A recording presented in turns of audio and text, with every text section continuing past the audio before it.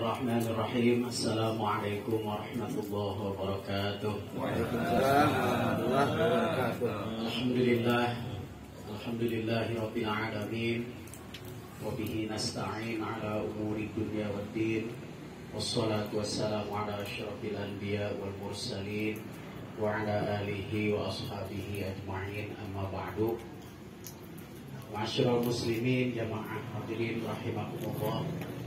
Wabil khusus yang sama-sama kita muliakan guru kita Al-Mukarram Bapak Ustaz Asisudin SAG, Al-Mukarram Bapak Ustaz Haji Salim SPDI, Al-Ustaz Nurul Amin Mukti MPD, dan guru-guru yang lainnya. Wabil khusus keluarga besar dari almarhum Ustaz Maskur Nur Hadi. Mudah-mudahan semuanya kita yang hadir selalu mendapat curahan rahmat dan maghfirah dari Allah Subhanahu wa taala. Alhamdulillah, atas izin dari Allah sampai saat ini kita masih dalam keadaan sehat, bisa hadir di tempat ini dalam rangka mendoakan salah seorang warga kita, keluarga kita, yaitu almarhum Ustaz Maskur bin Bapak Nur Hadi, yang beberapa hari yang lalu telah dipanggil oleh Allah Subhanahu wa taala. Mudah-mudahan kalimat-kalimat thayyibah yang telah kita bacakan diijabah oleh Allah Subhanahu wa taala, sehingga almarhum mendapat curahan rahmat maghfirah dari Allah Subhanahu wa taala. Hadirin jamaah rahimakumullah, pertama-tama atas nama guru dari Pondok Pesantren At-Taqwa Putra, ikut berduka cita yang sedalam-dalamnya atas wafatnya Ustaz Maskur ini. Dan kami hanya bisa mengiringi dengan doa-doa. Begitupun santri-santri di pondok, setiap kali ba'da sholat itu selalu mengirimkan doa-doa tidak henti-hentinya. Kemudian juga saya mohon maaf kalau guru-guru, terutama saya pribadi, tidak bisa banyak hadir di sini karena sama-sama maklum. Bahkan ada keluarga saya sendiri yang belum saya saba ini, Pak. Karena ternyata saya 3 minggu dikandangin juga sama Allah. Permasalahannya pada Lebaran Idul Fitri kan guru-guru senior udah pada ngandang. Mau nggak mau, tak ada rotan akar pun jadi. Saya sebagai akar rumput mau nggak mau dah gantiin rotan. Kecapean, ngayam mulut ya malam, ya ngedrop juga. Tapi alhamdulillah bukan karena penyakit yang sedang berkembang. Karena saya ternyata kekurangan gula. Kalau guru Salim kebanyakan gula beliau.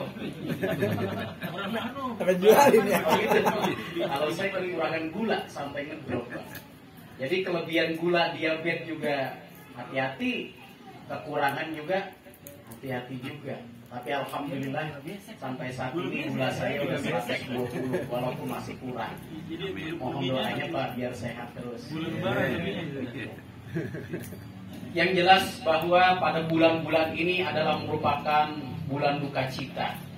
Banyak para ulama, orang-orang baik telah dipanggil oleh Allah, termasuk para pimpinan kita, guru-guru kita. Jadi kita betul-betul kehilangan tokoh figur yang karismatik. Di Indonesia, seluruh pelosok Indonesia, tidak kurang dari 500 ulama besar yang telah dipanggil oleh Allah. Yang ada sekarang cuman recehan semuanya dah. Tapi mudah-mudahan sesuai dengan pepatah, hilang satu tumbuh 1000. Mudah-mudahan, amin ya rabbal alamin. Termasuk saya pribadi sangat kehilangan dengan almarhum Ustaz Maskur ini. Karena almarhum ini Ustaz Maskur murid saya yang baik. Kebetulan 6 tahun saya ngajarin beliau. Dan pada akhirnya ketika beliau sudah menyelesaikan pelajarannya, diangkat jadi guru bakti. Dan begitu saya lihat, saya perhatiin, ternyata almarhum ini punya ketekunan. Maka saya usulkan kepada pimpinan pondok untuk diangkat menjadi salah seorang staf.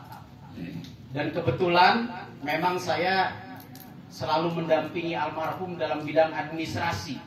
Walaupun saya belum kepala sekolah waktu itu, tetapi karena saya membidangi administrasi, jadi saya selalu berdampingan dengan almarhum ini.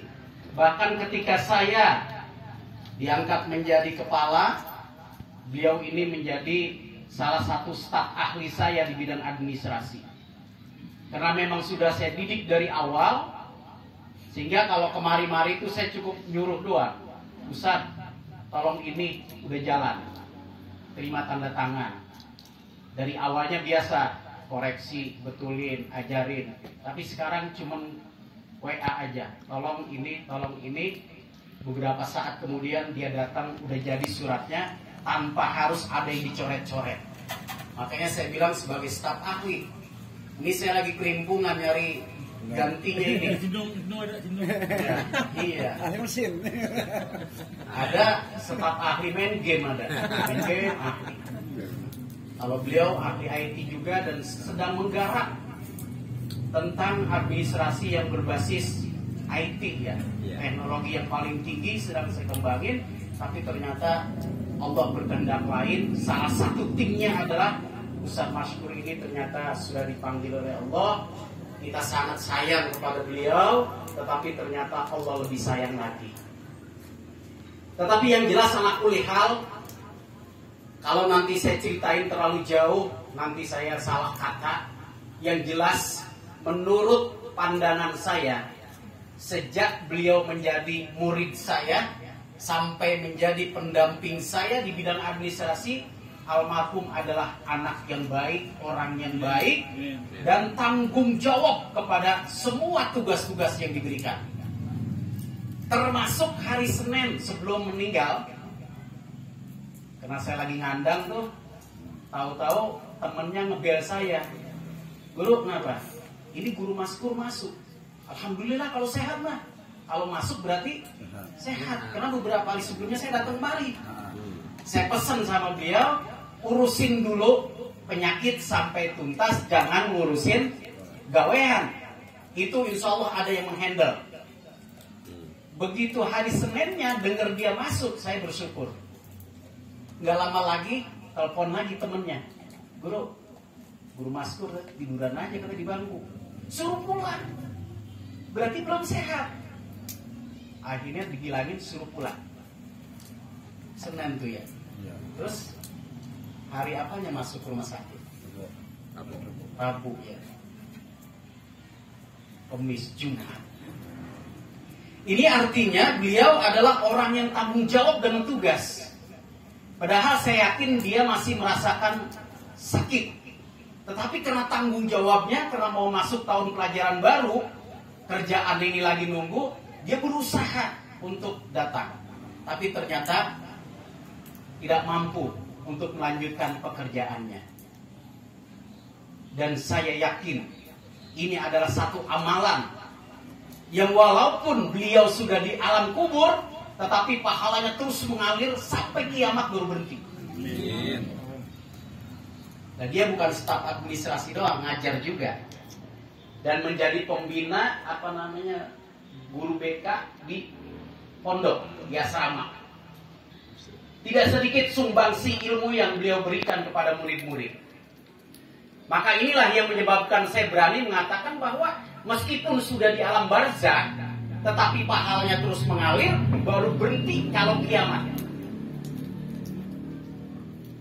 Sebagaimana Rasulullah bersabda, "Kullu mayyitin yuhtamu ala amalih."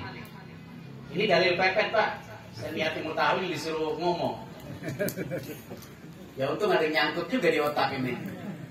Kullu mayyitin yuhtamu ala amalih.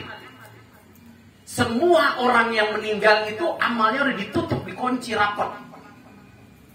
Illal ladzi mata murabitan fi sabilillah fa innahu yunmalahu amaluhu ila yaumil qiyamah wa ya'manu min fitnatil qabr.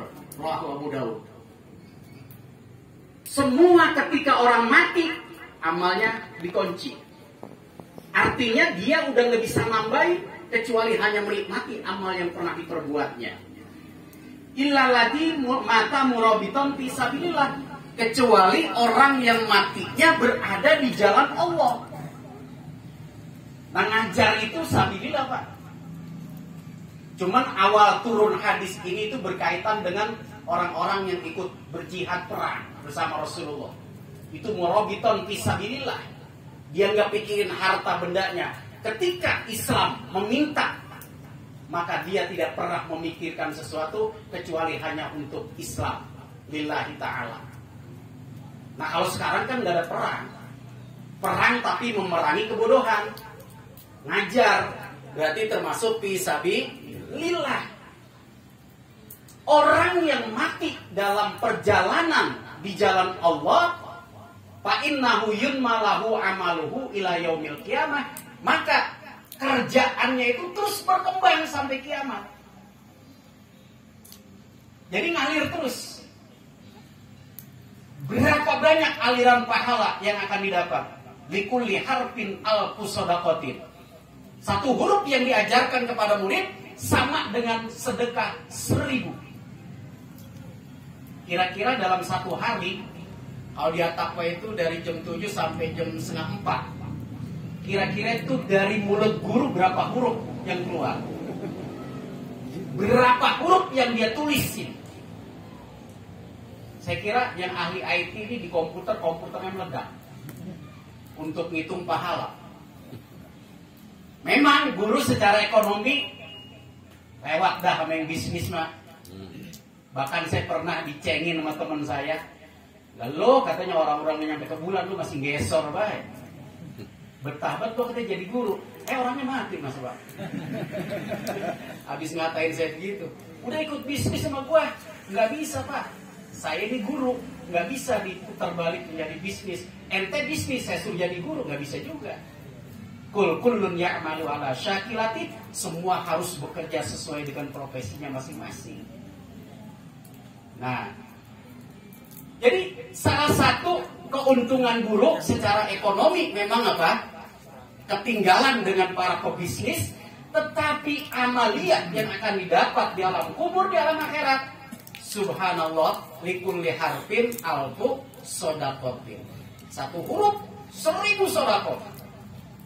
Rata-rata satu hari 5.000 huruf. Kali sebulan, kali setahun, 2 tahun, 3 tahun, 5 tahun. Ya, alhamdulillah saya masih sehat. Dari tahun 85 saya udah ngajar. Lumayan, mudah-mudahan ada pahalanya. Bukannya ria ini maksudnya. Ya kan katanya dikasih samping kalimat takziah mau wizo juga. Artinya anak muda ini jangan takut jadi guru. Itu rata-rata tuh murid baru yang masuk ke Ataqwa. Ketika wawancara sama saya, cita-citanya jadi apa? Satu pun dari 1000 orang nggak ada yang cita-cita jadi guru. Cita-cita apa? Jadi menteri, presiden, bupati, bisnis. Dari 400 murid baru yang saya tanya, yang cita-cita jadi guru cuma 3. Coba bayangin. Kenapa? Melihat guru itu miskin. Secara zohir, iya, tetapi batinnya lebih kaya dari orang yang terkaya di dunia. Makanya ini, yang masih muda atau punya anak yang ada bakat guru, dukung aja Pak. Jangan dihitung pakai matematika, rezeki mah susah. Ya paling nih guru asis, guru salim, gajinya paling gede banget 800 sebulan. Iya, udah pernah kebaca di MI. Orang saya aja baru segitu. Apalagi yang di MI cabang-cabang. Gopek lancarnya itu. Kenal Gopek? Tetapi kita lihat, apakah beliau termasuk orang susah? Oh tidak. Nah inilah. Maka di samping pahalanya terus mengalir sampai kiamat, di akhir hadis itu, wayak manu min fitnatil qabr, dan dia akan bebas dari azab kubur. Amin. Amin. Jadi udah ada jaminan. Hadisnya hadis sahih, bukan hadis buatan saya. Hadis riwayat Imam Tirmidzi. Makanya jangan takut. Yuk kita berjuang di jalan Allah. Bagaimana? Kan saya bukan guru. Bisa nggak masuk fisabilillah? Oh bisa. Saya tukang pacul, petani, lebih bisa daripada guru. Kenapa? Setiap dahan yang ditanam oleh seorang petani, ini depan saya ada pencabai, kenapa? Iya. Tolong gak usah damin berapa lembar itu daunnya. Ayo deh. 43 ini. Satu aja udah puyeng hitungnya. Berapa banyak kalau satu baris daun yang hijau? Semua daun yang hijau itu bertasbih kepada Allah. Gemuruh suara tasbih. Kalau seablak-ablak sampai 30 baris semuanya hijau. Semuanya bertasbih. Maka pernah pada suatu hari Rasulullah mau belusukan. Mau belusukan. Ya belusukan udah ada, cuman nyebutnya doang beda. Iya. Kalau sekarang kan belusukannya carmuk ya. Iya. Iya. Karena memang kondisinya nggak ada keuangan dari negara, maka dikawal oleh Abu Bakar As-Siddiq. Rasulullah lewat perkampungan, kebetulan kalau bahasa kita di sini lewat sawah, motong jalan. Dapat jalan. Ya. Begitu di sawah ada petani yang lagi macul, yang namanya macul kotor apa keren? Nah, keren pada belepotan. Keren mau belepotan. Begitu dia bangun habis macul, nengok ada Rasulullah Sallallahu Alaihi Wasallam lewat. Dia begitu kaget, langsung tuh petani maculnya ditaruh, dia lari sana lari sini, bermaksud mencari air buat cuci tangan, pengen salaman. Kenapa? Mumpung ketemu Rasulullah. Kalau saya datangkan ke kota nggak mungkin, nggak ada duit. Ini Rasulullah dengan Abu Bakar lagi ada. Lari dia cari air, dikejar sama Abu Bakar. Apa kata Rasulullah?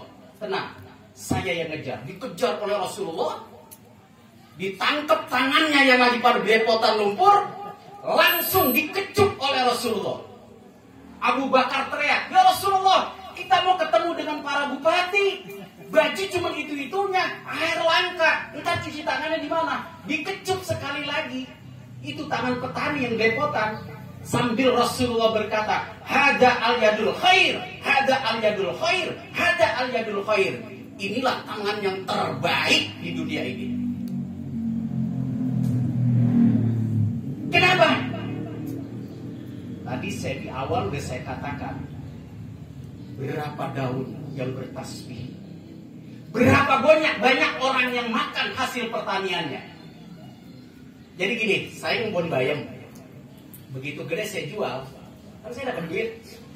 Walaupun saya jual dapat duit, ketika bayam itu dimakan oleh orang lain, maka saya yang nanam dapat pahala sedekah juga, dapat duit juga. Berapa mulut yang masuk bayam saya, berapa mulut yang makan nasi hasil saya nyawa, maka setiap butirnya akan mengalir sedekah. Tapi sayang sekarang jadi petani pada gengsi, ditinggal semuanya. Habis tanahnya dijualin semuanya. Bibir motor dah buat ngeplay. Padahal surga udah menanti bagi petani, tapi anak sekarang kagak ada yang niatan. Jadi saya suka ngomel, ada turunan kembang layu, udah kagak ada yang berani nyiram. Padahal kalau kembang pohon lagi layu, kita siram, begitu dia seger, maka bertasbih. Berapa banyak pahala tasbih yang kita terima dari hasil segarnya pohon. Jadi jangan pesimis. Oh, guru enak banget masuk surga petani. Petani di atas guru. Al-Falah Sayyidul bilang, petani itu tuannya negara. Tanpa ada petani, makan apa coba? Ayo, orang rumput aja sekarang diternak, boro-boro beras. Loh, saya pedagang, Rasulullah pedagang tulen. Asal pedagangnya ciur. Kalau ini busuk, bilang busuk, bang ini ada busuknya dikit. Kalau jualan bahan, bang ini benangnya ada yang sedikit. Ini mau kagak, dilipat rapi banget, gagak kelihatan. Kata Rasulullah, apabila kamu menjual ada satu jualan kamu yang cacat, kemudian harganya itu kamu makan, maka berarti kamu telah merampok hak orang lain. Jualan jamu nih, sengaja tutup-tutupin, dijual, padahal begitu sampai di rumah udah busuk. Berarti apa hak Anda memakan harta orang lain, kata Rasul? Ya, hati-hati. Makanya jujur, bagi ini cacat sedikit. Kalau mau silakan, kalau enggak jadi masalah. Ada yang begitu pedagang? Boleh agak. Kenapa Rasulullah Siti Khadijah sampai tertarik? Dia ngambil barang Siti Khadijah, bahan. Kata Siti Khadijah, Muhammad, ini satu lembarnya 1.000. Dibawa ke pasar, digelar. Begitu ada orang nanya, berapa Pak ini harganya? Dari bos saya, satunya 1.000, terserah Bapak mau beli berapa. Akhirnya orang kan duitnya 20 ribuan, dikembaliin nggak mau. Nggak usah, buat kamu aja. Kenapa? Baru ini ketemu pedagang jujur banget. Begitu pulang setoran sama Siti Khadijah, Bu, saya ngambil 10 lembar kali 1.000, berarti 10. Itu kalau kita. Tapi Rasulullah, Bu, saya habis dagangan saya, ini duitnya. Begitu dihitung, ternyata jumlahnya 300.000. Siti Khadijah kaget. Kok kan 10? Kok ini 300? Emang dapatnya segitu, mau diapain? Akhirnya diambil oleh Siti Khadijah, modal yang diambil, ini milik kamu, rezeki kamu. Belum lagi dapat persenan dari Siti Khadijah. Lo coba itu. Lo coba kalau guru asis jualan. Bu, rugi. Udah gendol dia. Mana mungkin masuk surga?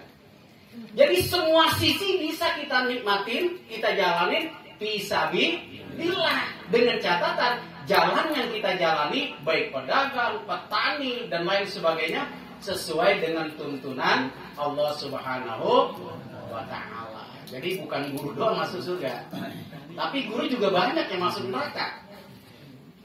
Ya tergantung orangnya juga. Habis mau nipu mulu, kerja mau kerja, ngajar-ngajar, kerjanya nipu mulu. Ada guru yang begitu. Jadi calonnya tuh kan nipu, ada. Nah, tapi nauzubillah. Insya Allah di Jumlah Harapan nggak ada. Ya. Nah, yang saya maksud begini Pak. Yuk, siapapun kita, apapun profesi kita, jadikan supaya ada amaliyah yang kalau kita udah masuk ke dalam kuburan, tapi pahalanya masih mengalir, berhenti kalau udah kiamat. Ini sebetulnya ada 7 amalan, tapi nggak bijak. Sekarang lihat Guru Salim, tangannya udah kena bendo, baru selesai di pusat. Tadi saya lagi katain, kirain Guru Salim udah ngempan mau bendo, katanya masih melawak juga. Dan sering mudik dulu masih kecil nyari capit. Mungkin hanya ini yang bisa saya sampaikan. Ala kulli hal, saya turut berduka cita dan insya Allah segala hal yang berkaitan dengan hak-hak almarhum Ustaz Maskur ini dalam waktu dekat akan saya selesaikan karena memang masih dalam suasana duka.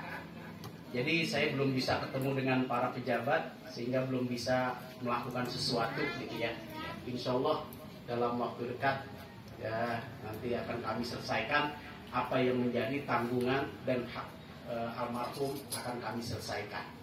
Seandainya almarhum punya sangkutan, itu udah saya hapus sebersih-bersihnya.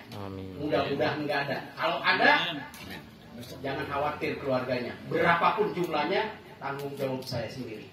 Tapi mudah-mudahan nggak ada. Segala salahnya sebelum dimintakan maaf, kami sudah memberikan maaf yang seluas-luasnya. Mudah-mudahan almarhum termasuk orang yang baik, diterima di sisi Allah Subhanahu wa ta'ala. Dan insya Allah keluarganya, kalau almarhum termasuk orang baik, insya Allah keluarganya pun akan mendapatkan pertolongan dari almarhum. Amin ya rabbal. Kita bacakan suratul Fatihah. Semoga keluarga yang ditinggalkan, terutama anak dan istrinya, diberikan kekuatan oleh Allah dan dapat menjalankan aktivitas sebagaimana biasa dalam keadaan sehat walafiat. Ala hadihi al-Fatihah. Bismillahirrahmanirrahim. Alhamdulillahirabbil alamin arrahmanir rahim maliki yaumiddin. Iyyaka na'budu wa iyyaka nasta'in. Ihdinas siratal mustaqim. Shiratal ladzina an'amta 'alaihim ghairil maghdubi mohon maaf apabila ada kata-kata yang kurang berkenan. Hadanallahu wa iyyakum ajma'in. Assalamualaikum warahmatullahi wabarakatuh.